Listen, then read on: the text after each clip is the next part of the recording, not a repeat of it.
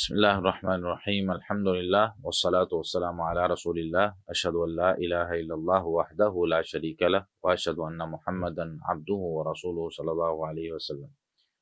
سورۃ البقرہ کا ترجمہ اور تفسیر ہم پڑھ رہے ہیں، جس میں کل ہم نے کوئی 32 کے قریب آیات پڑھ لی تھی، اور میرے خیال سے 33ویں آیت پہ تھے ہم۔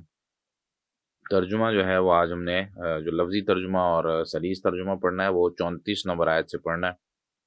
اور کوشش کرتے ہیں کہ اس رکوع کو ہم مکمل کر لیں۔ اس رکوع میں سیدنا آدم علیہ السلام کا جو قصہ ہے اور شیطان کے ساتھ ان کا جو ایک ابتدائی معاملہ ہوا تھا، تو وہ اس رکوع کے اندر ذکر ہے۔ تو لفظی ترجمے کی طرف چلتے ہیں۔ اعوذ باللہ من الشیطان الرجیم۔ وَإِذْ قُلْنَا لِلْمَلَائِكَةِ اسْجُدُوا لِآدَمَ فَسَجَدُوا إِلَّا إِبْلِيسَ أَبَىٰ وَاسْتَكْبَرَ وَكَانَ مِنَ الْكَافِرِينَ۔ اور جب ہم نے فرشتوں سے کہا کہ آدم کو سجدہ کرو تو انہوں نے سجدہ کیا، مگر ابلیس اس نے انکار کیا اور تکبر کیا اور کافروں سے ہو گیا۔ وَإِذْ اور جب قُلْنَا ہم نے کہا یا کہا ہم نے لِلْمَلَائِكَةِ فرشتوں سے اسجدوا سجدہ کرو، اس کو ملا کے پڑھیں گے تو لِلْمَلَائِكَةِ اسجدوا، تا کے ساتھ تا کی جو زیر ہے اس کے ساتھ اس کو ملا کے پڑھ لیں گے، اور جب اس کو الگ سے پڑھیں گے تو اسجدوا، ٹھیک ہے، اسجدوا تم سجدہ کرو لآدم آدم کو، فسجدوا تو انہوں نے سجدہ کیا، الا مگر ابلیس نے، ابا انکار کیا، واستکبر اور اس نے تکبر کیا، وکانا اور ہو گیا من الکافرین کافروں سے۔ کافر کا مطلب انکار کرنے والا بھی ہوتا ہے، اور کافر کا مطلب جو بالکل اسلام کے اپوزٹ جو دین ہوتا ہے اس کو بھی کہتے ہیں۔ وَقُلْنَا يَا آدَمُ اسْكُنْ أَنْتَ وَزَوْجُكَ الْجَنَّةَ وَكُلَا مِنْهَا رَغَدًا حَيْثُ شِئْتُمَا وَلَا تَقْرَبَا هَٰذِهِ الشَّجَرَةَ فَتَكُونَا مِنَ الظَّالِمِينَ۔ وَقُلْنَا اچھا اور ہم نے کہا اے آدم تو اور تیری بیوی جنت میں رہو، اور دونوں اس میں سے کھلا کھاؤ جہاں چاہو، اور تم دونوں اس درخت کے قریب نہ جانا ورنہ تم دونوں ظالموں سے ہو جاؤ گے۔ لفظی ترجمہ سن لیں۔ وَقُلْنَا اور ہم نے کہا، واو اور قلنا ہم نے کہا، یا آدم، یا حرف ندا ہوتا ہے، اور اس سے جب عربی میں کسی کو آواز لگانی ہوتی ہے، اردو میں ہم لگاتے ہیں نا او بھائی بات سننا، تو وہ او بھائی جو ہم کہتے ہیں تو وہ او کے لیے جو استعمال ہوتا ہے یا کسی کو مخاطب کرنے کے لیے استعمال ہوتا ہے، تو عربی میں اس کو حرف ندا کہتے ہیں۔ تو یا آدم اے آدم، اسکن تو رہ، یعنی اس کو ملا کے پڑھیں گے تو یا آدم اسکن، اور یہاں پر الگ پڑھیں گے تو اسکن، یا آدم اے آدم اسکن تو رہ، انتا تو وزوجکا اور تیری بیوی، الجنتا جنت میں، وکلا اور تم دونوں کھاؤ، ٹھیک ہے، یہ تثنیہ کا صیغہ ہے، کلا الف کے ساتھ، منہا اس میں سے، رغدن کھلا، حیث شئتما حیث جہاں، شئتما تم دونوں چاہو، شئتما تم دونوں چاہو، ولا تقربا اور نہ تم دونوں قریب آؤ، ولا اور نہ تقربا تم دونوں قریب جانا، ہاذہ الشجرہ، ہاذہ یہ اسم اشارہ ہوتا ہے، عربی میں کسی بھی چیز کی طرف جب ہم اشارہ کرتے ہیں، جیسے انگلش میں ہم جو ہے نا وہ دس دیٹ کرتے ہیں، یا جو ہے وہ اس کے علاوہ اردو میں جب ہم کرتے ہیں یہ اور وہ، تو عربی میں جو ہے نا وہ اس طریقے سے استعمال ہوتا ہے۔ تو ہاذہ اس الشجرہ درخت کے، فتکونا ورنہ تم دونوں ہو جاؤ گے، من الظالمین ظالموں سے، فتکونا یہ بھی تثنیہ کا صیغہ ہے۔ اگلی آیت جو ہے فَأَزَلَّهُمَا الشَّيْطَانُ عَنْهَا فَأَخْرَجَهُمَا مِمَّا كَانَا فِيهِ وَقُلْنَا اهْبِطُوا بَعْضُكُمْ لِبَعْضٍ عَدُوٌّ وَلَكُمْ فِي الْأَرْضِ مُسْتَقَرٌّ وَمَتَاعٌ إِلَىٰ حِينٍ۔ تو اس کو ملا کے پڑھ لیں، مستقرٌ ومتاع إِلَىٰ حِينٍ۔ میں کیونکہ الگ الگ لفظ پڑھ رہا ہوتا ہوں تو کئی دفعہ مستقرٌ آگے اس کو ملاتا نہیں ہوں، تو جب ملا کے پڑھیں گے مستقرٌ ومتاع إِلَىٰ حِينٍ۔ سلیس ترجمہ کیا ہے؟ تو شیطان نے دونوں کو اس سے پھسلا دیا، پس انہیں اس سے نکال دیا جس میں وہ دونوں تھے، اور ہم نے کہا اتر جاؤ، تمہارا باز کا دشمن ہے، اور تمہارے لیے زمین میں ایک وقت تک ٹھہرنا اور فائدہ اٹھانا ہے۔ لفظی ترجمہ دیکھ لیں، فَأَزَلَّهُمَا، فا تو ازلّا پھسلا دیا،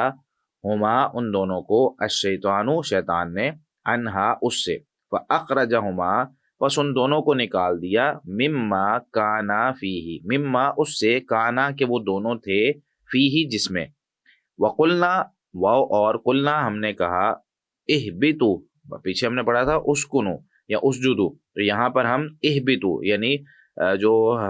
یہ حمزہ وصلی ہے، یہ جو الف لگا ہوتا ہے نا، اس کو حمزہ وصلی کہتے ہیں، تو اس کو ملانے کے لیے ہم زیر دیں گے، یہ بھی آگے انشاءاللہ میں کبھی آپ کو قاعدہ بتاؤں گا کہ کہاں زیر دینا ہوتا ہے، کہاں جو ہے نا وہ پیش دینی ہوتی ہے۔ تو اہبتو تم اتر جاؤ، بعضکم تمہارا بعض، لبعضن بعض کا، عدوٌ دشمن ہے، یعنی تم آپس میں ایک دوسرے کے دشمن ہو، یا شیاطین اور انسانوں کی بات ہو رہی ہو، تفسیر میں انشاءاللہ میں ذکر کرتا ہوں۔ وَلَكُمْ اور تمہارے لیے، فی الارض زمین میں، مستقر ٹھہرنا ہے، ومتاع اور فائدہ اٹھانا ہے، الی حین ایک وقت تک، الی تک، حین وقت تک یعنی ایک وقت۔ فَتَلَقَّى آدَمُ مِن رَبِّهِ كَلِمَاتٍ فَتَابَ عَلَيْهِ إِنَّهُ هُوَ التَّوَّابُ الرَّحِيمُ، پھر آدم نے اپنے رب سے چند کلمات سیکھ لیے تو اس نے اس کی توبہ قبول کر لی، یقیناً وہی ہے جو بہت توبہ قبول کرنے والا، نہایت رحم والا ہے۔ فَتَلَقَّى فا پھر تلقّى سیکھ لیے، آدم آدم نے، من ربہ من سے، ربہ اپنے رب، ربی ہی جو ہی ضمیر ہے اس کا مطلب ہے اپنے، تو اپنے رب سے کیا سیکھ لیے جی، کلماتن چند کلمات، فتابہ تو اس نے توبہ قبول کر لی، علیہ اس کی، یعنی اللہ تعالیٰ نے پھر توبہ قبول کر لی جب انہوں نے وہ کلمات کہے، انہو یقیناً وہ، ہوا وہی، التواب توبہ قبول کرنے والا، الرحیم نہایت رحم کرنے والا ہے۔ اگلی آیت ہے جی آیت نمبر 38، 39 آیات ہیں، ابھی یہاں پہ یہ رکوع ختم ہو جانا ہے انشاءاللہ، تو اس لیے میں اس کو پورا کر رہا ہوں۔ قُلْ نَهْبِطُوا مِنْهَا جَمِيعًا فَإِمَّا يَأْتِيَنَّكُم مِّنِّي هُدًى فَمَن تَبِعَ هُدَايَ فَلَا خَوْفٌ عَلَيْهِمْ وَلَا هُمْ يَحْزَنُونَ، تو ہم نے کہا سب کے سب اس سے اتر جاؤ، پھر اگر کبھی تمہارے پاس میری طرف سے واقعی کوئی ہدایت آ جائے تو جس نے میری ہدایت کی پیروی کی سو ان پر نہ خوف ہے اور نہ وہ غمگین ہوں گے۔ لفظی ترجمہ دیکھ لیں، قلنا ہم نے کہا، اہبتو اتر جاؤ یعنی تم اتر جاؤ، منہا اس سے، جمیعاً سب کے سب، تمام لوگ اتر جاؤ، فاما پھر اگر، پھر اما اگر، یاتینکم واقعی کوئی آ جائے تمہارے پاس، منی میری طرف سے، ہدن کوئی ہدایت، یاتینکم ضرور بھی ضرور آ جائے یا واقعی آ جائے، منی کم تمہارے پاس، منی میری طرف سے، ہدن کوئی ہدایت، فمن فا تو یا پھر من جس نے، تابعہ پیروی کی، ہدایا میری ہدایت کی، ہدن علیحدہ تھا اور آخر میں جو یا ضمیر متکلم کی لگی ہے، ہدا یا میری ہدایت، تو جس نے میری ہدایت کی پیروی کی تو اس کو کیا ملے گا جی، فلا سو نہ، خوف خوف ہے، علیہم ان پر، ولا اور نہ، ہم وہ، یحزنون غمگین ہوں گے۔ 38 آیات یہاں تک ہو گئی، اور آخری آیت ہے، والذین کفروا وکذبوا بآیاتنا اولئک اصحاب النار هم فیہا خالدون، اور جنہوں نے کفر کیا اور ہماری آیات کو جھٹلایا یہ لوگ آگ والے ہیں اور اس میں ہمیشہ رہنے والے ہیں۔ والذین اور جنہوں نے، کافروا کفر کیا، وکذبوا اور جھٹلایا، بآیاتنا ہماری آیات کو، اولئک یہ لوگ ہیں، اصحاب النار آگ والے ہیں، اصحاب والے، النار آگ، ہم وہ، فیہا اس میں، خالدون ہمیشہ رہنے والے ہیں۔ تو یہاں تک جو ہے نا وہ ہمارا لفظی ترجمہ اور صریح ترجمہ ختم ہو چکا ہے، اب جو ہے وہ ہم اپنی تفسیر کی طرف چلتے ہیں جی۔ تو آیت نمبر 33 سے آج ہم نے شروع کرنا ہے انشاءاللہ، اور آیت 32 آیات ہماری مکمل ہو چکی ہیں۔ آیت نمبر 33 میں ہم نے کیا پڑھا ہے، قال یا آدم انبئہم باسمائہم، تو اللہ تعالیٰ نے کہا کہ اے آدم تو خبر دے، انبئہم تو خبر دے ان کو، باسمائہم ان چیزوں کے ناموں کی، فلما انبأہم باسمائہم تو جب انہوں نے خبر دے دی ان کو یعنی فرشتوں کو، باسمائہم ان چیزوں کے ناموں کی، قال تو اللہ تعالیٰ نے فرمایا کہ علم اقل لکم، کیا میں نے تمہیں یہ کہا نہیں تھا کہ انی اعلم غیب السماوات والارض، کہ میں آسمانوں اور زمین کا غیب جانتا ہوں، پوشیدہ چیزیں جانتا ہوں، تمہیں اتنا نہیں پتا۔ وَأَعْلَمُ مَا تُبْدُونَ وَمَا كُنتُمْ تَكْتُمُونَ، اور میں جانتا ہوں جو تم ظاہر کرتے ہو اور جو تم چھپاتے ہو۔ یعنی فرشتوں کو یہاں پہ بتایا جا رہا ہے۔ سب سے پہلے تو تفسیر بغوی سے ہم تفسیر لے لیتے ہیں۔ تو اللہ تعالیٰ نے فرمایا آدم علیہ الصلوۃ والسلام کو کہ ان کو خبر دو، اخبرہم باسمائہم، تو فسمى آدم کل شیء باسمہ، تو آدم علیہ الصلوۃ والسلام نے ہر چیز کو اس کے نام کے ساتھ ذکر کر کے ان کے سامنے بیان کر دیا۔ اور یہاں پر امام بغوی رحمہ اللہ فرماتے ہیں کہ وذکر الحکمۃ التی لاجلھا خلق، کہ یہاں پر وہ وجہ ذکر کر دی گئی کہ سیدنا آدم علیہ الصلوۃ والسلام کو کیوں پیدا کیا گیا تھا۔ یعنی سوال فرشتوں کا یہی تھا نا کہ اے اللہ تو کیوں اس طرح کا ایک شخص یا اس طرح کی ایک قوم پیدا کرنے جا رہا ہے، اس طرح کے لوگ پیدا کرنے جا رہا ہے جو زمین میں فساد کریں گے اور خون بہائیں گے۔ تو اللہ تعالیٰ نے یہاں پر پہلا مقصد ذکر کر دیا۔ وہ مقصد کیا تھا کہ بھائی دنیا کے اندر میں اپنا ایک خلیفہ بنا رہا ہوں، اپنی طرف سے ایک خلیفہ بھیج رہا ہوں، اور اس خلیفہ کو ان چیزوں کے نام پتہ ہونے چاہیے جہاں جا کے اس نے حکومت کرنی ہے، جہاں جا کے اس نے وہ نظام قائم کرنا ہے جو میں چاہتا ہوں۔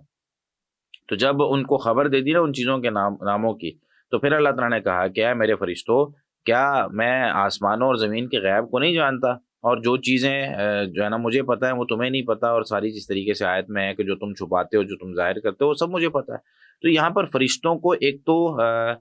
یہ بتایا گیا کہ تم سے بہتر مخلوق بھی ہے۔ جی ظاہر سی بات ہے، علم کی فضیلت کی بنا پر یہاں پر فضیلت کیوں ثابت ہوئی سیدنا آدم علیہ الصلوۃ والسلام کی، کہ ان کو چیزوں کے نام پتہ تھے۔ اب اس سے یہ پتہ چلتا ہے کہ اگر کسی شخص کے پاس علم ہو تو اللہ کے ہاں فضیلت وہ علم والے کی ہوتی ہے۔ یعنی اگر کسی کو کسی چیز کا پتہ ہے اور وہ چیز اللہ تعالیٰ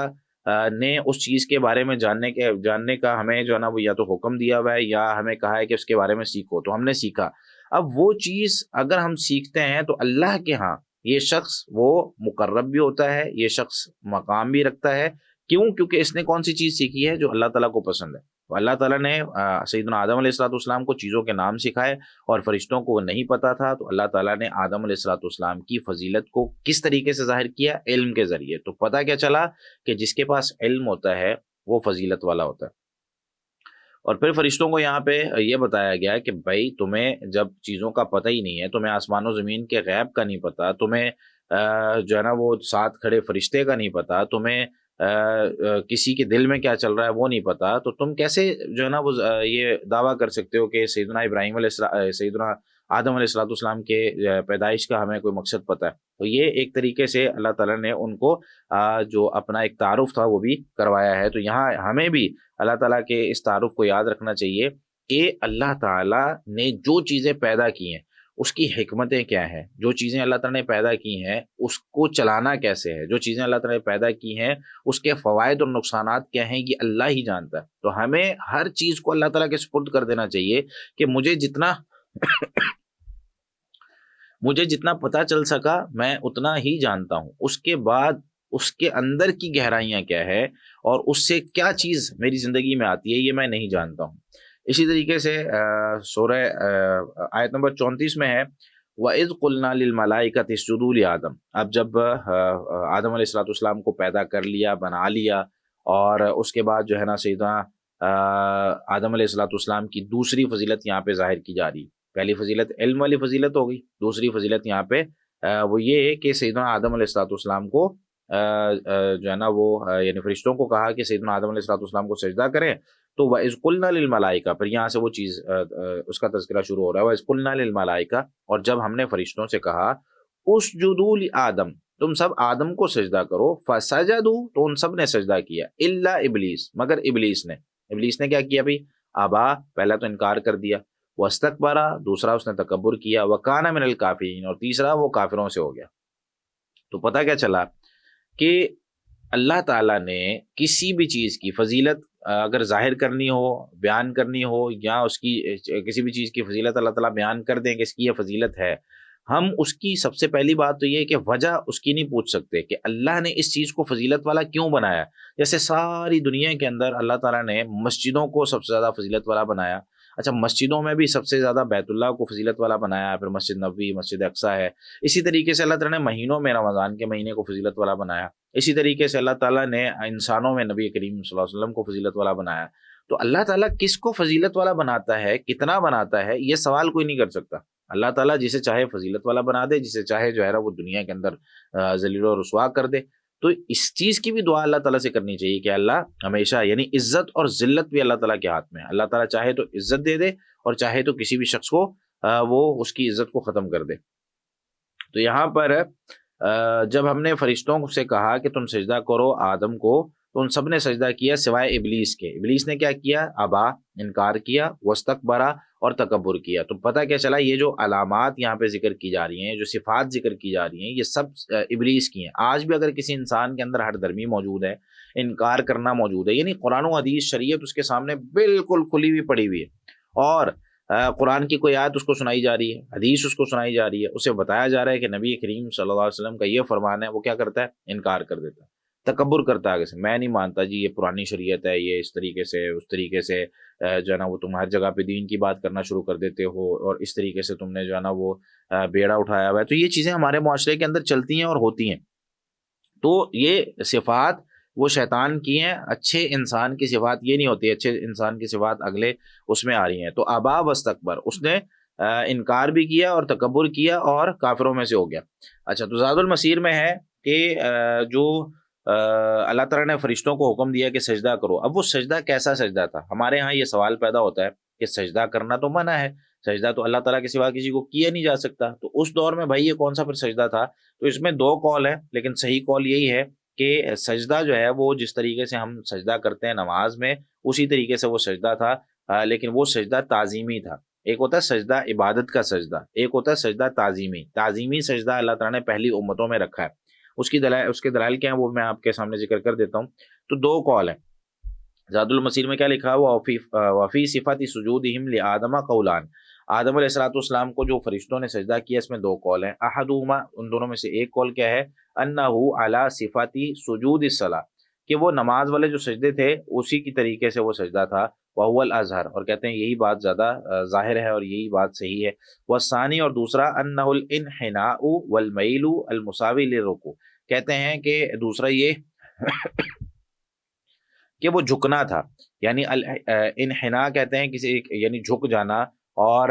رکوع کی طرح کسی شخص کا اپنے آپ کو جھکا لینا. تو اس کو بھی سجدہ کہہ لیا جاتا ہے کہ انسان جو ہے نا وہ اپنے آپ کو جھکا لیا اس نے. لیکن یہ بات درست نہیں ہے. اس کی وجہ کیا ہے؟ ایک تو دلیل موجود نہیں ہے، اور دوسرا ہمیں قرآن و سنت میں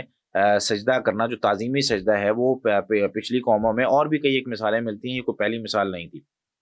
تفسیر بغوی میں کیا ہے کہ صحیح بات یہ ہے کہ انہ مع جمیل ملائکہ لقولہ تعالی، یہ جو شیطان تھا یہ تمام فرشتوں کے ساتھ وہاں پہ کھڑا ہوا تھا، اور اللہ تعالیٰ نے یہاں پہ تمام فرشتوں کو اس چیز کا حکم دیا کہ بھئی تم سجدہ کرو. فسجد الملائکۃ کلھم اجمعون، سورہ حجر کی آیت نمبر 30 میں ہے کہ تمام کے تمام فرشتوں نے سجدہ کیا. اور یہاں پر جو اللہ تعالیٰ نے اس آیت میں کہا اسجدوا، تم سجدہ کرو، تو اس میں دو قول ہیں. وہی جو بات اوپر تفسیر زاد المسیر میں ذکر تھی وہی تفسیر بغوی میں ہے کہ صحیح بات یہ ہے کہ سجود جو تھا کان علی آدم علی الحقیقہ، کہتے ہیں حقیقت پہ جو مبنی سجدہ ہوتا ہے وہی سجدہ تھا. ہاں، وتضمن مع الطاعۃ للہ عز وجل بامتثال امرہ، اللہ تعالیٰ کا حکم تھا تو جیسے اللہ تعالیٰ نے حکم دیا اس طریقے سے جو ہے نا وہ اس میں اطاعت اللہ تعالیٰ کی کرتے ہوئے فرشتوں نے سجدہ کر دیا. وکان ذلک سجود تعظیم وتحیۃ لا سجود عبادت، تو کہتے ہیں یہ تعظیم کا سجدہ تھا، یہ عبادت کا سجدہ نہیں تھا. اس بات کو ہمیشہ آپ لوگوں نے یاد رکھنا ہے کہ آج بھی ہمارے معاشرے میں اب تو تعظیمی سجدہ بھی حرام ہو گیا ہے، وہ بھی منع ہو گیا، اس کے حدیث میں آگے آپ کو بیان کرتا ہوں. اب تعظیمی سجدہ بھی حرام ہو گیا ہے اور عبادت والا سجدہ بھی حرام ہو گیا. پہلی امتوں میں یہ تھا، جس طرح ادھر لکھا ہوا ہے کہ سجود اخوت یوسف لہو فی قولہ عز وجل، کہ جس طرح یوسف علیہ السلام کے بھائیوں نے ان کو سجدہ کیا تھا. اللہ تعالیٰ نے قرآن کریم میں سورہ یوسف کی آیت نمبر 100 میں یہ ذکر کیا نا، وخروا لہ سجدا، اور وہ سارے بھائی اور جتنے بھی ان کے وہ قریب تھے، ان کے ماں باپ، وہ سب اس کے لیے یعنی یوسف علیہ السلام کے لیے سجدہ کرتے ہوئے گر پڑے. تو یہاں پر اس چیز کی تو کہیں وضاحت ہے نہیں کہ بھائی وہ صرف انہوں نے وہ جھکے تھے، بلکہ سجدے کا ذکر ہے تو سجدہ تھا. اچھا، اس کے بعد جو ہے وہ تیسرا ایک اس میں قول بیان کیا جاتا ہے، وہ یہ کہ سجدہ آدم علیہ الصلوۃ والسلام کو نہیں کیا گیا تھا، بلکہ آدم علیہ الصلوۃ والسلام درمیان میں تھے اور سجدہ اصل میں اللہ تعالیٰ کو کیا جا رہا تھا، لیکن یہ بھی بے دلیل ہے، اس پر بھی کوئی قرآن و سنت سے کوئی دلیل موجود نہیں ہے۔ تو جب کبھی کوئی کسی چیز پر جو ہے نا واضح طور پر دلیل نہ ہو تو ہم اس میں کیا کرتے ہیں، ہم پھر لغت سے اس کی تفسیر اور اس کا معنی لیتے ہیں۔ یا تو سب سے پہلے جس طرح ہم نے شروع میں کیا کہ قرآن کی تفسیر قرآن سے ہوگی، قرآن کی تفسیر جو ہے نا وہ حدیث سے ہوگی، قرآن کی تفسیر صحابہ کرام کر رہے ہوں گے یا تابعین کر رہے ہوں گے۔ اگر یہ سارے لوگ جو ہیں وہ تفسیر کسی چیز کی واضح نہیں کرتے ہیں تو ہم پھر لغت میں دیکھتے ہیں کہ سجدہ کا لفظ جو ہے نا وہ کس معنی میں استعمال ہوتا ہے، تو ہمیں پتہ چلتا ہے کہ سجدے کے اندر جو ہے نا وہ انسان کے کون کون سے اعضاء زمین پر لگتے ہیں، تو وہی سجدہ مراد ہوگا، اس میں کوئی مسئلے والی بات نہیں ہے۔ اچھا، یہاں پر ایک اور بات لکھی ہوئی ہے کہ کہتے ہیں کہ فسجدوا، یعنی ان سب نے سجدہ کیا فرشتوں نے، الا ابلیس، ابلیس نے نہیں کیا۔ اچھا، کہتے ہیں کہ وکان اسمہ عزازیل بالسریانیہ، سریانی زبان میں، یہ سریانی زبان جو ہے نا ترکی یا شام میں اس دور میں بولی جاتی تھی، تو اس وجہ سے امام بغوی رحمہ اللہ نے لکھا، آج کل مجھے نہیں پتا کون سی زبان بولی جاتی ہے اس میں، لیکن بہرحال کہتے ہیں کہ عزازیل اس کا نام تھا اور عربی میں اس کو حارث کہتے تھے۔ اور جب فلما عصا غیر اسمہ و صورتہ، جب اس نے اللہ تعالیٰ کی نافرمانی کر دی نا شیطان نے، تو اس کا نام بھی بدل دیا گیا، اس کی صورت بھی بدل دی گئی۔ اور فقیل لہ ابلیس، تو اس وقت اس کا نام ابلیس رکھ دیا گیا، لأنہ ابلس من رحمت اللہ ایئس منہا، کیونکہ وہ اللہ تعالیٰ کی رحمت سے نا امید ہو گیا اور دور ہو گیا۔ اچھا، زاد المسیر میں سیدنا عبداللہ بن عباس رضی اللہ عنہ فرماتے ہیں کہ کانا ابلیس من خزان الجنہ وکان یدیر امر سماء الدنیا، کہ ابلیس جو تھا نا اس کی ڈیوٹی کیا تھی، ابلیس یہ جو آسمان دنیا تھا اس کے جو معاملات تھے وہ سارے ہینڈل کرتا تھا، اس کے جو چیزیں تھیں ان سب کی حفاظت کرتا تھا۔ تو یہ ابلیس کی یہ ذمہ داری تھی آسمان دنیا پر، یعنی نیچے سے جو سب سے پہلے آسمان آ رہا ہوتا ہے نا دنیا کے ساتھ جو جس کا تعلق ہے وہ اس کو آسمان دنیا کہتے ہیں۔ سماع دنیا جب بھی لفظ آئے گا تو اس سے مراد ہوتا ہے جو سب سے نیچے والا آسمان دنیا کی طرف ہے وہ والا۔ اچھا، اب اس میں ایک سوال یہ پیدا ہوتا ہے کہ کیف استثنیٰ ولیس من الجنس، عربی میں نا ایک قاعدہ ہوتا ہے کہ ہم جب کسی کو کوئی حکم دیتے ہیں اور اس میں سے استثناء کر رہے ہوتے ہیں تو وہ کہتے ہیں وہ ساری ایک جنس کی ہونی چاہیے۔ تو یہاں پر جب ابلیس جو تھا وہ فرشتوں میں سے تھا ہی نہیں، وہ تھا ہی الگ، ٹھیک ہے، سورہ کہف میں ہم نے پڑھا بھی، آگے بھی انشاءاللہ آ رہا ہے کہ سورہ یہ جو ابلیس تھا یہ جنوں میں سے تھا، کانا من الجن۔ تو یہ کیا کر رہا تھا، یعنی فرشتوں کے ساتھ اس کی کیا ذمہ داری تھی، یا اس کو استثناء وہاں سے کیوں دیا گیا؟ تو یہاں پر عربی کا ہی ایک اصول ذکر کیا جا رہا ہے، وہ کیا ہے؟ جواب اس کا یہ ہے کہ انہ امر بالسجود معہم، کہ جن یہ جو ابلیس تھا یہ الگ ہی تھا، جن تھا، لیکن اس کی جو عبادتیں تھی اور اس کے جو معاملات تھے وہ اتنے اچھے تھے کہ یہ فرشتوں کے ساتھ اٹھتا بیٹھتا تھا۔ تو یہاں پر اس کو علیحدہ سے حکم دیا گیا اور فرشتوں کو علیحدہ سے حکم دیا گیا۔ فاستثنی منہم لأنہ لم یسجد، اس کو استثناء کیا گیا کیونکہ اس نے سجدہ نہیں کیا تھا۔ اور یہ کہتے ہیں عربی کی ایک مثال ہے، جیسے میں کہتا ہوں امرت عبدی و اخوتی فاطاعونی الا عبدی، کہتے ہیں میں نے اپنے غلام اور اپنے بھائی کو کہا کہ میری بات مانو تو میرے غلام نے میری بات نہیں مانی، تو دونوں الگ الگ تھے۔ تو اس میں جو ہے نا وہ یہ معنی اس کا بیان کیا گیا۔ بہرحال اس کے بعد جو ہے نا یہ جو آیا ہے ابا، اس نے انکار کر دیا، تو اس کا معنی ہے امتناع، اس نے منع کر دیا، واستکبر، اور تکبر کیا، استفعل من الکبر، یہ تکبر سے یہ جو ہے باب استفعال ہے، یعنی معنی وہی ہے تکبر کرنا۔ وفی وکانا قولان، یہ جو لفظ ہے کہ وکانا من الکافرین، اور وہ کافروں میں سے ہو گیا یا کافروں میں سے تھا، یہ کون سا معنی اس میں سے کرنا بہتر ہے؟ یعنی کافروں میں سے ہو گیا، اب اس نے، کیونکہ اب اس کو حکم دیا گیا نا کوئی سجدہ کرو، اب اس نے سجدہ نہیں کیا، تو اب کیا وہ اب کافروں میں سے ہو گیا، یا اللہ تعالیٰ کو پہلے سے پتا تھا کہ کافروں میں سے تھا؟ ٹھیک ہے، تھا ترجمہ کریں گے یا ہو گیا ترجمہ کریں گے، یہ لفظ ہے جس میں اختلاف ہے۔ اچھا، معنی کیا ہے جی؟ کہتے ہیں احدہما انہا بمعنی صارا، اس کا ایک معنی تو یہ ہے کہ وہ ہو گیا، ٹھیک ہے، یہ قول امام قتادہ رحمہ اللہ کا جو تابعی ہیں۔ دوسرا قول جو ہے وہ یہ ہے کہ انہا بمعنی الماضی، یہ ماضی کے معنی میں ہے، کیوں؟ کان فی علم اللہ کافرن، کہ اللہ کے علم میں یہ تھا کہ یہ کافر ہے۔ اب ایک ہے اللہ تعالیٰ کا علم، ایک ہے کہ انسان نے یا کسی بھی چیز نے کچھ کرنا ہے تو وہ کیا ہے؟ اللہ تعالیٰ کا علم جو ہے نا وہ ازلی ہے۔ ازلی سے مراد یہ ہے کہ شروع سے لے کر آخر تک جو ہونا ہے، جیسے ہونا ہے، اللہ تعالیٰ کو پتہ ہے، لیکن اللہ تعالیٰ نے مجبور نہیں کیا ہوا کسی کو. اللہ تعالیٰ کو یہ بھی پتا ہے کہ کون سے اسباب کو اختیار کرے گا تو پھر کیسے اس کا جو ہے نا وہ نتیجہ نکلے گا، یہ بھی اللہ تعالیٰ کو پتا ہے. لیکن اللہ تعالیٰ نے انسان کو اختیار دیا ہوا ہے کہ تو اپنی مرضی سے جو چاہے کر سکتا ہے، تو مجبور نہیں ہے. اس بات کو ہمیشہ یاد رکھنا ہے آپ نے. انشاءاللہ پھر کسی دن تقدیر پہ جب ہم بات کریں گے نا تو اس کو میں مزید واضح کروں گا. اچھا، اب یہاں پہ سیدنا عبداللہ بن عباس رضی اللہ تعالیٰ عنہما اور اکثر مفسرین وہ ابلیس کے حوالے سے جو ہے نا وہ اختلاف پایا جاتا ہے. جس طرح ہمارے ہاں آج بھی لوگ سمجھتے ہیں کہ ابلیس فرشتوں میں سے تھا یا جنوں میں سے تھا. تو اس میں جو سورہ کہف کی آیت نمبر 50 ہے، اس میں کیا ہے کہ الا ابلیس کان من الجن ففسق عن امر ربہ، کہ کان من الجن، ابلیس جو تھا کان من الجن، وہ جنوں میں سے تھا، ففسق عن امر ربہ، تو اس نے نافرمانی کی اپنے رب کے حکم کی. تو اس سے ہمیں صاف واضح ہو گیا یہ جو سوال ہمارے ذہنوں میں پیدا ہوتا ہے کہ ابلیس شیطان تھا، ابلیس جو ہے نا وہ جن تھا کہ فرشتہ تھا. تو یہ اس سوال کا جواب ہمیں سورہ کہف کی آیت نمبر 50 میں مل گیا ہے. تو اب جو ہے نا وہ پریشان ہونے کی ضرورت نہیں ہے. اچھا، اس کے بعد فہو اصل الجن، کہتے ہیں کہ جس طرح آدم علیہ الصلوۃ والسلام جو ہے وہ انسانوں کی بنیاد تھے نا، تو ابلیس جو تھا یہ جنوں کی اصل تھا، جنوں کی بنیاد تھا. یعنی اس سے ابلیس سے آگے جنوں کی نسل جو ہے نا وہ چلی ہے، اور ابلیس کو آگ سے پیدا کیا گیا تھا، آدم علیہ الصلوۃ والسلام کو مٹی سے پیدا کیا گیا تھا، اور فرشتوں کو نور سے پیدا کیا گیا تھا. ٹھیک ہے، تو یہاں یہی بات لکھی ہوئی ہے فہو اصل الجن، وہ جنوں کی بنیاد تھی. کما ان آدم اصل الانس، جس طرح آدم علیہ الصلوۃ والسلام انسانوں کی بنیاد ہیں. وَلِأَنَّهُ خُلِقَ مِن نَّارٍ، اور ابلیس کو آگ سے پیدا کیا گیا. وَالْمَلَائِکَةُ خُلِقُوا مِن نُّور، اور فرشتے جو ہیں ان کو نور سے پیدا کیا گیا. وَلِأَنَّ لَهُ ذُرِّيَّةً وَلَا ذُرِّيَّةَ لِلْمَلَائِکَةِ، اور یہ جو شیاطین ہیں ان کی آگے اولاد بھی ہے، فرشتوں کی کوئی اولاد نہیں ہے. ٹھیک ہو گیا جی. اچھا، اس کے بعد شیطان بھی اس بات کو مانتا ہے کہ اس سے غلطی ہوئی، اور لیکن ظاہر سی بات ہے اب پچھتاوے کے سوا اس کے پاس کچھ بھی نہیں تھا، اور اس نے اسی چیز کو برقرار رکھا، اور اسی چیز کو اس نے جو ہے نا وہ اسی پہ ڈٹا رہا. لیکن وہ مسند احمد کے اندر حدیث موجود ہے 9713 نمبر پر. سیدنا ابو ہریرہ رضی اللہ تعالیٰ عنہ نے ارشاد فرمایا کہ رسول اللہ صلی اللہ علیہ وسلم نے ارشاد فرمایا اذا قرأ ابن آدم السجدہ، جب ابن آدم سجدہ پڑھتا ہے، یعنی جب ہم قرآن کریم کی تلاوت کر رہے ہوتے ہیں اور کسی صورت میں سجدہ آ جاتا ہے، یعنی سجدے والی آیت آ جاتی ہے کہیں پہ اور ہم وہاں پہ سجدہ کرتے ہیں، تو نبی کریم صلی اللہ علیہ وسلم نے ارشاد فرمایا اذا قرأ ابن آدم السجدہ، جب ابن آدم سجدے والی آیت پڑھتا ہے نا، اعتزل الشیطان یبکی، تو شیطان الگ ہو کے رونے لگتا ہے. شیطان اس وقت جب بندہ تلاوت کرتے ہوئے کوئی آیت سجدے والی گزرتی ہے اور بندہ مومن وہ سجدہ کرتا ہے، تو شیطان الگ ہو کے روتا ہے. کیوں؟ یقول، وہ کہتا ہے یا ویلہ،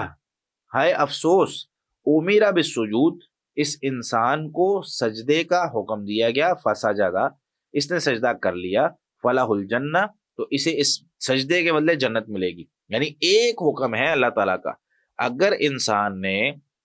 اس سجدے کو کر لیا، شیطان اس چیز کی گواہی دے رہا ہے، یعنی شیطان کہتا ہے کہ اگر انسان نے وہ ایک سجدہ کر لیا، فلاح الجنہ، اس کے لیے جنت ہے. وَأُمِرْتُ بِالسُّجُودِ، اور مجھے سجدے کا حکم دیا گیا تھا، فَعَصَيْتُ، تو میں نے نافرمانی کی تھی، فَلِيَ النَّارُ، تو میرے لیے آگ ہے.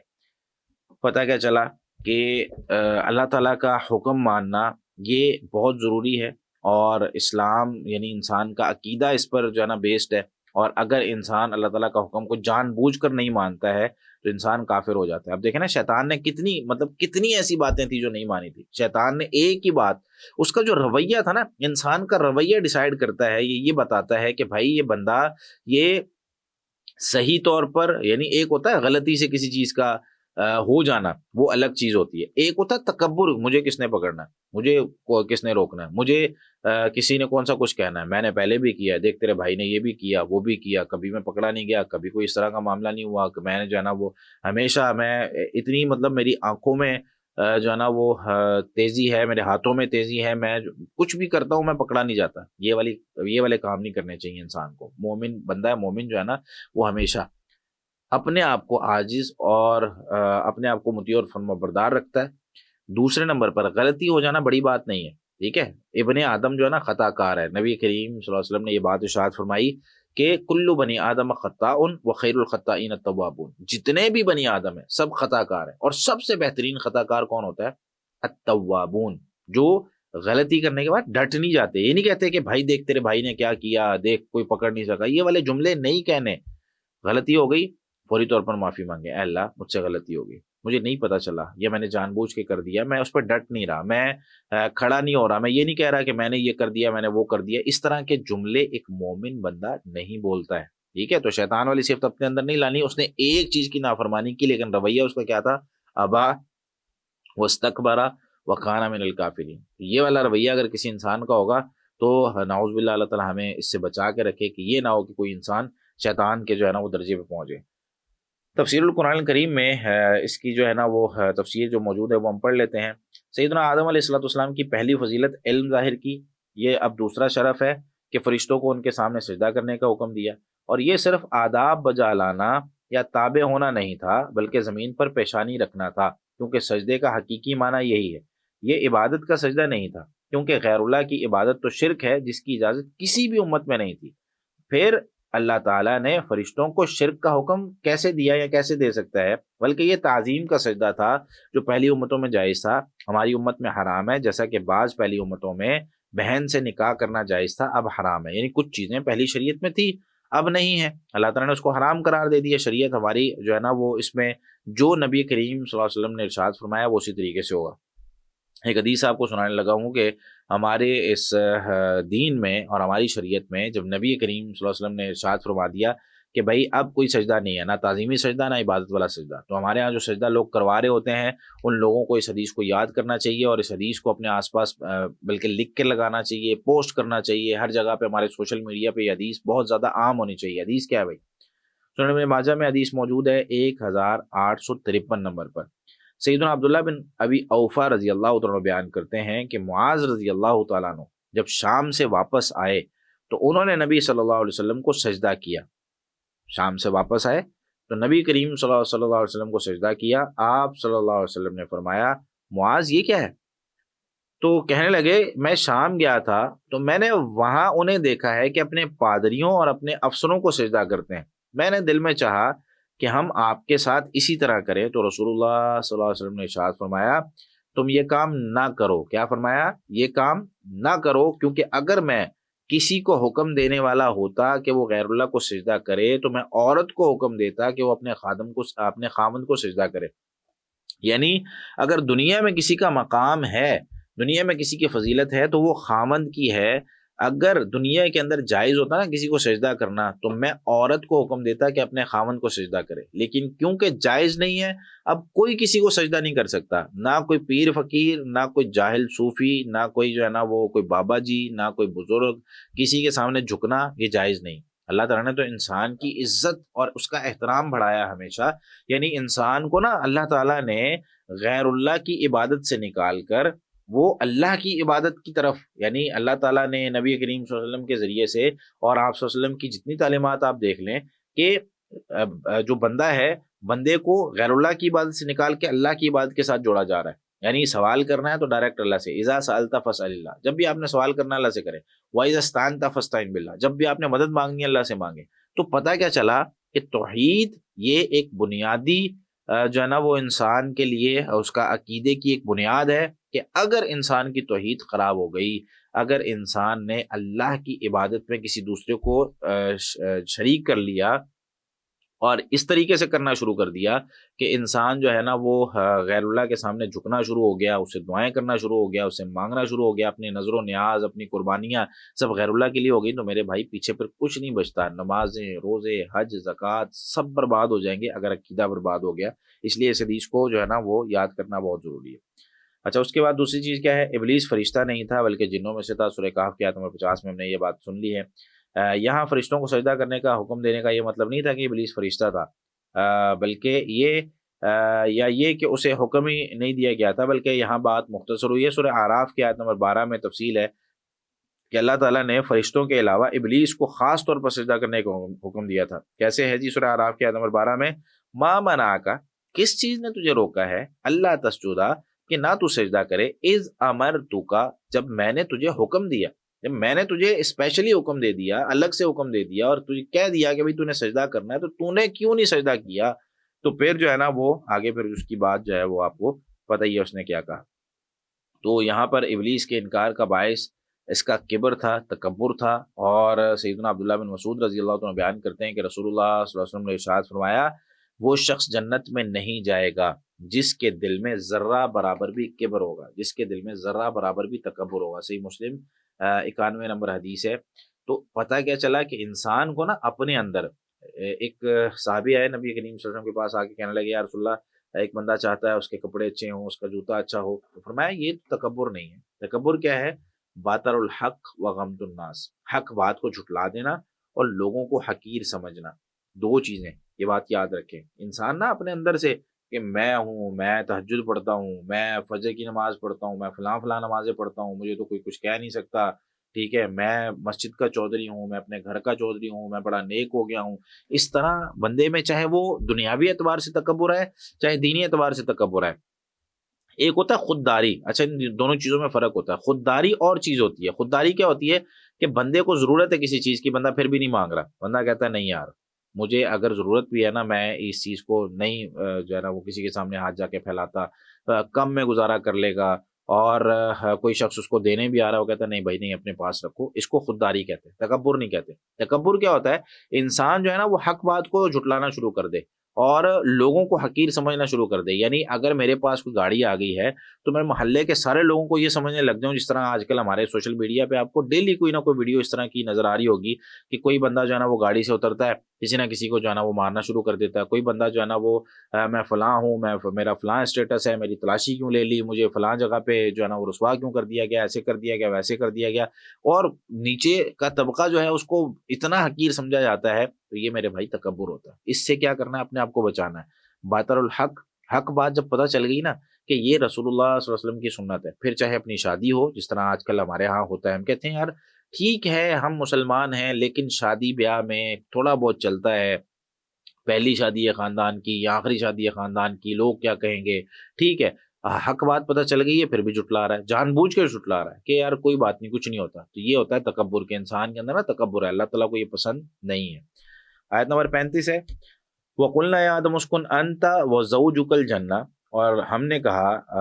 اے آدم آپ اور آپ کی بیوی جنت میں رہیں، وَكُلَا مِنْهَا رَغَدًا، اور کھلا کھائیں، حَيْثُ شِئْتُمَا، جہاں سے تم دونوں چاہو، وَلَا تَقْرَبَا هَذِهِ الشَّجَرَةَ، اس درخت کے قریب نہیں جانا، فَتَكُونَا مِنَ الظَّالِمِينَ، تو آپ دونوں ظالموں میں سے ہو جائیں گے۔ اچھا، ہم نے آدم اور ان کی بیوی کو کہا کہ آپ جنت میں رہیں، تو ان کی بیوی کا نام حوا ہے، یہ یہاں پہ لکھا ہوا ہے ہا واو الف اور حمزہ، حوا۔ اچھا، یہاں پر وَزَوْجُكَ الْجَنَّةَ لفظ استعمال ہوا ہے قرآن کریم میں، زَوْجُكَ الْجَنَّةَ، یعنی آپ رہیں اور آپ کی بیوی۔ تو زوج کا جو لفظ ہے یہاں پر کچھ لغت کی بات لکھی ہوئی ہے کہ اہل حجاز اپنی جو آدمی کی ہے جس کے ساتھ شادی ہوتی ہے اس کو بھی زوج کہہ لیتے ہیں، اور اس کی جو جمع آتی ہے ازواج آتی ہے۔ اور تمیم اور یہ کیس قبیلے سے جو کثیر ہیں اور اہل نجد ہیں یہ زوجہ کہتے ہیں، یعنی اس کے اندر نا گول تا لگا دیتے ہیں زوجاتن، ٹھیک ہے، اور اس کی جمع لاتے ہیں زوجات۔ تو دونوں طریقے سے عربی میں استعمال ہوتا ہے، ہم زوج بھی کہہ سکتے ہیں، زوجہ بھی کہہ سکتے ہیں، ٹھیک ہے، میری زوجہ ماجدہ آپ نے لفظ سنا ہوگا، یہ اس طریقے سے بیان ہو رہا ہوتا ہے۔ اچھا، یہاں پہ لفظ استعمال ہوا ہے وَكُلَا مِنْهَا رَغَدًا، رغد کیا ہوتا ہے؟ الرزق الواسع الکثیر، یعنی یہاں سے تم کھلا کھاؤ، کھلے کا مطلب کہ اتنا کثیر تعداد میں اتنا وافر رزق ہے کہ کسی چیز کی کمی نہیں ہے۔ اللہ تعالیٰ نے سب کچھ حلال قرار دیا، سب کچھ جائز قرار دیا، صرف ایک درخت سے منع کیا کہ بھائی ولا تقربا حاضی الشجرہ، اس درخت کے قریب نہیں جانا، یعنی قریب جانے کا مطلب یہ ہے کہ اس کو کھانا نہیں، قریب سے تو بندہ گزر جاتا ہے، تو یہ قریب سے گزرنا منع نہیں تھا، ٹھیک ہے، اصل میں قریب سے گزرنا یا قریب جانا منع نہیں تھا، لیکن یہ یہاں سے انشاءاللہ میں آگے سمجھاتا ہوں آپ کو، ایک اصول بھی اصول فقہ کا ہمیں پتہ چلتا ہے کہ سد ذرائع ایک لفظ استعمال ہوتا ہے اصول فقہ میں، سد ذرائع۔ تو سد ذرائع کیا ہوتا ہے اور اس کا فائدہ کیا ہوتا ہے، اور شریعت نے کتنے مقامات پر ہمیں اس چیز کو اختیار کرنے کا حکم دیا ہے کہ کئی دفعہ ایک چیز ذاتی طور پہ خود حرام نہیں ہوتی لیکن اس کا نتیجہ خطرناک ہوتا ہے، تو شریعت ہمیں پہلے ہی منع کر دیتی ہے بھائی یہ کام بھی نہیں کرنا ہے۔ اچھا، ولا تقربوا هذه الشجرہ، اس درخت کے قریب نہ جاؤ۔ یہ جو درخت ہے اس کے بارے میں ہمارے ہاں کئی ایک اقوال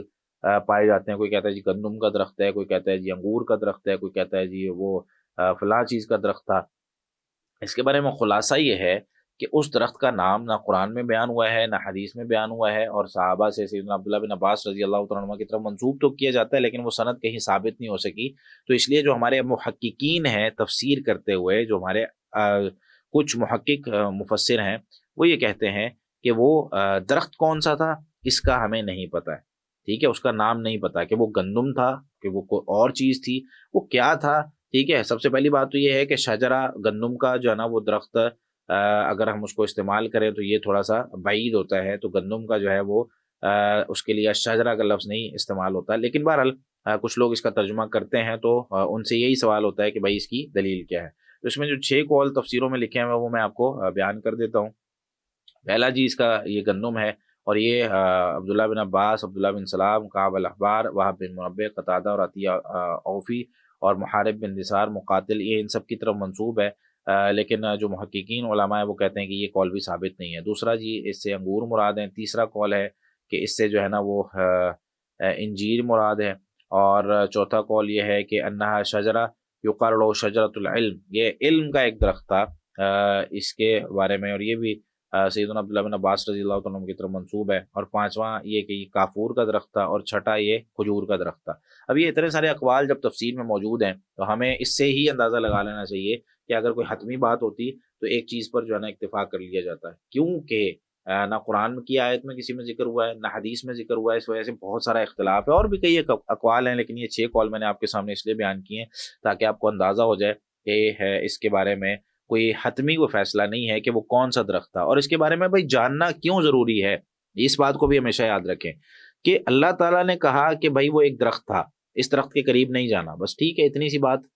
اب ہم اگر اس درخت کے بارے میں نہیں جان سکے، کیا ہمارے نامہ اعمال میں کوئی چیز کم کر دی جائے گی؟ یا اگر ہمیں پتہ چل گیا کہ وہ کون سا درخت تھا،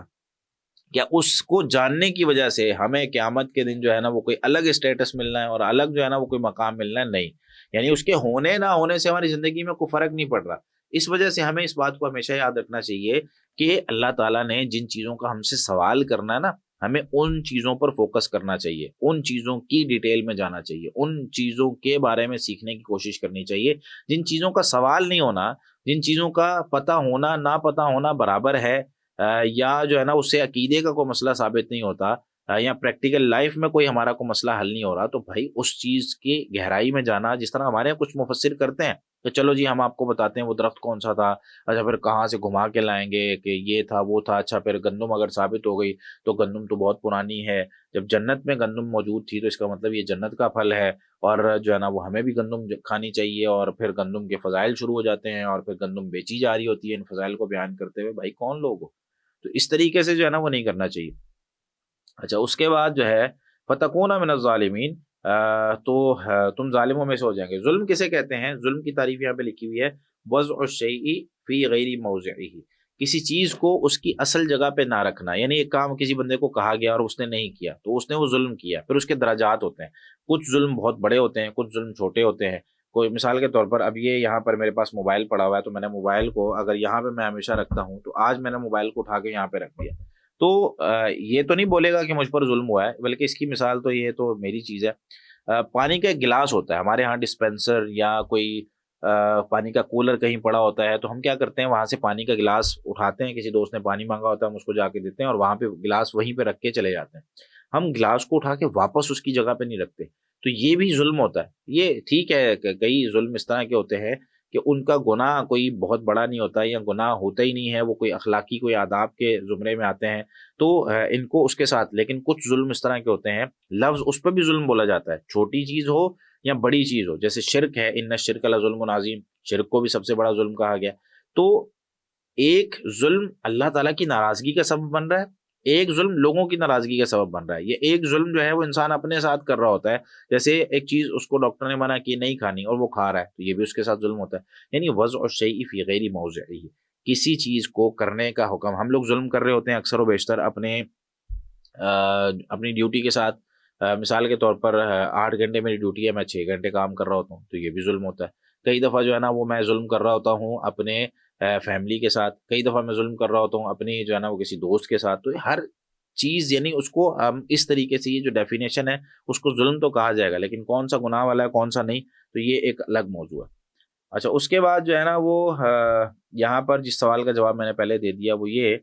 کہ اگر یہ سوال کیا جائے کہ ما وجہ الحکمہ فی تخصیص تلک الشجرہ بالنہی، یعنی اسی ایک خاص درخت سے کیوں منع کیا گیا؟ باقیوں سے کیوں نہیں منع کیا گیا؟ تو بھائی اللہ تعالیٰ کی طرف سے آزمائش تھی، اللہ تعالیٰ نے ایک سبب بنانا تھا سیدنا آدم علیہ السلام کو دنیا میں بھیجنے کے لیے، تو اللہ تعالیٰ نے اس کو جو ہے نا اس طریقے سے کیا۔ تو آدم علیہ السلام نے دنیا میں آنا تھا، اس کا کوئی نہ کوئی تو سبب بننا تھا نا، تو اس کے لیے وہی درخت چنا گیا اور کہا گیا کہ اس درخت کے قریب نہیں جانا، اور اللہ تعالیٰ کو پتا تھا کہ آدم علیہ السلام اس درخت کے قریب چلے جائیں گے، اور یہ بھی بتانا مقصد تھا کہ شیطان جو ہے وہ ظاہری طور پر تو لبادہ اس نے اوڑھا ہوا ہے کہ میں بڑا مقرب ہوں، بڑا نیک ہوں، لیکن کئی دفعہ فطرے آزمائشیں دنیا کے اندر کچھ چیزیں اس لیے بھی ہوتی ہیں یا اس لیے بھی آتی ہیں کہ ہمیں پتہ چل جائے کہ کون اپنا ہے، کون پرایا ہے، کون ظاہری طور پر جو ہے نا وہ صرف اوپر سے دعویٰ کر رہا ہے کہ بھائی جان بھی دے دیں گے، تجھے کبھی کسی چیز کی ضرورت پڑی تو میں تیرے ساتھ ہوں، اور کوئی بھی معاملہ ہو تو میں ہمیشہ تو مجھے اپنے پیچھے کھڑا پائے گا، اور جب ضرورت پڑتی ہے تو وہ غائب ہوتا ہے۔ تو یہ چیزیں پتہ کیسے چلتی ہیں؟ یہ تب پتہ چلتی ہے جب انسان کی زندگی میں اس طرح کا کوئی موڑ آتا ہے، اس طرح کا کوئی جگہ آتی ہے، انسان کی زندگی میں کوئی اس طرح کی کیفیت آتی ہے جس میں اس کو پتہ چلتا ہے ہاں یار یہ بندہ میرے ساتھ کھڑا تھا فلاں وقت میں، اور یہ بندہ صرف باتیں کرتا تھا، مشکل وقت میں جب کبھی ضرورت پڑی یہ بندہ غائب تھا۔ اچھا جی، تفسیر القرآن کریم سے ہم اس کو پڑھ لیتے ہیں۔ اس آیت میں آدم علیہ السلام کی تیسری فضیلت کا بیان ہے کہ فرشتوں سے سجدہ کروانے کے بعد انہیں جنت میں سکونت عطا فرمائی، یعنی جنت میں ان کو رہنے کے لیے کہا گیا۔ آیت کا ظاہر یہ ہے کہ حوا اس وقت پیدا ہو چکی تھی، یعنی ان دونوں کو کہا نا کہ بھائی تم دونوں نے یہاں سے نہیں کھانا، تو حوا علیہ السلام کو ابھی جو ہے نا وہ آدم علیہ السلام کو جو پیدا کر دیا گیا نا، تو تفاسیر میں جس طریقے سے لکھا ہے، اور یہ بھی سیدنا عبداللہ بن عباس اور دوسرے مفسرین کی طرف اس کو منسوب کیا گیا ہے، اور اسی طریقے سے صحیح بخاری کے ایک حدیث بھی آگے ہے جس سے یہ مفہوم نکلتا ہے۔ تو کیا ہے کہ حوا علیہ السلام کو بھی انہی سے پیدا کیا گیا۔ آپ سوئے ہوئے تھے، یعنی آدم علیہ السلام سوئے ہوئے تھے بائیں طرف کی پسلی سے، ٹھیک ہے، پچھلی طرف سے، یعنی بائیں طرف کی جو پسلی پچھلی طرف سے ہے، وہاں سے حوا علیہ السلام کو پیدا کیا گیا۔ آپ نے یعنی آدم علیہ السلام نے بیدار ہو کر انہیں دیکھا اور اپنی طبیعت کو ان کی طرف راغب پایا، اور انہیں بھی ان سے انس پیدا ہوا، محبت پیدا ہوئی، یعنی دونوں ہی جو ہے نا وہ آدم علیہ السلام کو اللہ تعالیٰ نے پیدا کیا مٹی سے، اور پھر حوا علیہ السلام کو اللہ تعالیٰ نے آدم علیہ السلام کی پسلی سے، یعنی اوپر والی پسلی کا جو ٹیڑھا حصہ ہے اس سے پیدا کیا۔ اس کی دلیل کیا ہے؟ صحیح بخاری میں حدیث موجود ہے 3331 نمبر پر، سیدنا ابو ہریرہ رضی اللہ عنہ بیان کرتے ہیں، قال رسول اللہ صلی اللہ علیہ وسلم، رسول اللہ صلی اللہ علیہ وسلم نے ارشاد فرمایا، استوصوا بالنساء، عورتوں کے ساتھ تمہیں اچھائی کرنے کی، خیر والا معاملہ کرنے کی وصیت کرتا ہوں میں تمہیں، یعنی میری وصیت تمہیں یہ ہے، جتنی بھی میری امت ہے ان سب کو میں یہ کہہ رہا ہوں کہ اپنی عورتوں کے ساتھ، چاہے وہ رشتے میں بہن لگتی ہو، بیٹی لگتی ہو، بیوی لگتی ہو، ماں لگتی ہو، کوئی بھی ہے، عورت کے ساتھ اچھا سلوک کرنا ہے۔ خصوصی طور پر علماء کرام نے اس سے بیوی مراد لیا ہے کہ اپنی عورتوں کے ساتھ نا تم نے اچھائی والا معاملہ کرنا ہے، یہ تمہیں وصیت کر رہا ہوں میں۔ کیوں بھائی؟ اس کی وجہ بیان کر دی۔ وجہ کیا بیان کی؟ فَإِنَّ الْمَرْأَةَ خُلِقَتْ مِنْ ضِلَاعٍ، عورت جو ہے نا وہ پسلی سے پیدا کی گئی ہے، وَإِنَّ أَعْوَجَ شَيْءٍ فِي الضِّلَاعِ أَعْلَاهُ، اور سب سے ٹیڑھی جو پسلی ہوتی ہے نا اوپر والی ہوتی ہے، اوپر والی نے ایسے جانا ہوتا ہے نا، نیچے والی تو جا کے ایسے سیدھی ہو جاتی ہے، اوپر والی جو ہے نا وہ ٹیڑھی ہوتی ہے۔ تو سب سے جو ٹیڑھی پسلی ہے وہ سب سے اوپر والی ہوتی ہے۔ فَإِنْ ذَهَبْتَ تُقِيمُهُ كَسَرْتَهُ، اگر آپ اس کو سیدھا کرنا چاہیں گے نا، پکڑ کے اس کی ہڈیوں کو آپ کہیں گے جی میں پکڑ کے اس کو سیدھا کر دوں، بالکل اس میں کوئی کجی نہ ہو، کوئی اس میں ٹیڑھ پن نہ ہو، کسرتاہو، تو آپ اس کو توڑ بیٹھیں گے، وہ اس کی سختی برداشت نہیں کر پائے گی۔ وَإِنْ تَرَكْتَهُ لَمْ يَزَلْ أَعْوَجَ، اور اگر آپ چھوڑ دیں گے وہ مسلسل ٹیڑھی رہے گی۔ تو فَاسْتَوْصُوا بِالنِّسَاء، اب کرنا کیا آپ نے کہ عورتوں کی صفات آپ کو بیان کر دی گئی کہ بھئی عورتیں اس مزاج کی ہیں، عورتوں کو جو ہے نا بہت ساری باتیں سمجھ میں نہیں آئیں گی، لیکن آپ نے پیار سے ان کو ڈیل کرنا ہے۔ یہ نہیں کہ اس کو سمجھ نہیں آ رہا، اس کو میں نے سمجھایا ہے، اس کو بتایا ہے، اس کو میں فلاں فلاں جو ہے نا وہ ڈاکٹر کے پاس لے گیا ہوں، اس کو میں نے فلاں نسخے بتایا ہیں، اس کو میں دلیل دے کے سمجھا رہا ہوں، بھائی اس کو نہیں سمجھ میں آ رہا، اس کو بہت ساری چیزیں نہیں سمجھ میں آئیں گی، آپ نے پیار سے اس کو ڈیل کرنا ہے۔ فَاسْتَوْصُوا بِالنِّسَاء، یہ اپنے میں یہ نصیحت کرتا ہوتا ہوں ہر وہ کپل جو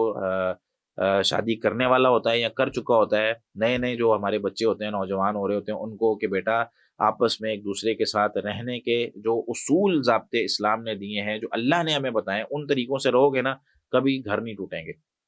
اور اگر معاملہ ہمارا جو ہے نا اس کے برعکس ہوگا، ہم خود سے جینا سیکھنے ہوں گے اور ہم کہیں گے یار اس کو بھی پتہ ہے، یہ یونیورسٹی سے پڑھ کے آئی ہے، یہ مدرسے پڑھ کے آئی ہے، اس کو فلاں چیز کا پتہ ہونا چاہیے، ایسے نہیں مسئلے حل ہوتے ہیں. آپ کو یہ پتہ ہونا چاہیے کہ رسول اللہ صلی اللہ علیہ وسلم نے ارشاد فرمایا کہ عورت ٹیڑھی پسلی سے پیدا ہوئی ہے, اس کی بہت ساری چیزیں آپ کو لگیں گی کہ یار یہ کر کیا رہی ہے, یہ ٹیڑھا اس طریقے سے کام, مطلب کون کرتا ہے اس طریقے سے کام, لیکن وہ کر رہی ہوگی.